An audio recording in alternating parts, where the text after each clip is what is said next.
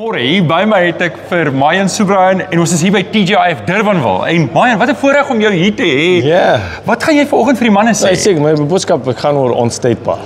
En jy weet, dat is baie keer in ons lewe toe dinge gebeur waar ons is nie in 'n goeie posisie nie, teleurgestellenheid, moeilikheid. Maar my boodskap vir die manne is om te weet dat God se plan vir ons lewe, God se drome vir ons is onsteekbaar.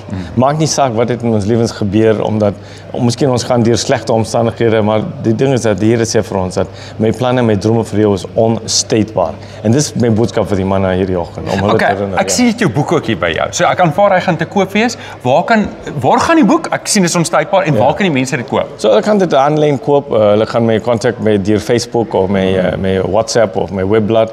En dit gaan oor die storie van Josef. Jy weet, Josef was die eerste minister van Egipte.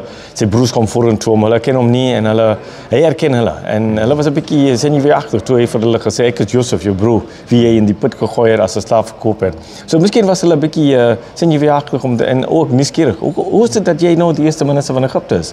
En my gunsteling vers is Genesis 50:20.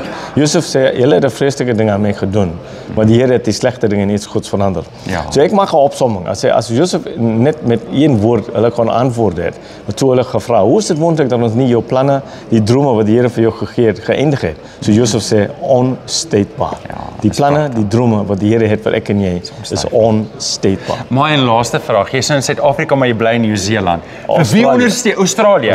Okay, nee, ek is daarom bekommer. Jy kan vir Australië skree, maar jy kan nie vir Nieu-Seeland skree nie. Vir wie ondersteun jy? Die bokke? Ja, die bokke.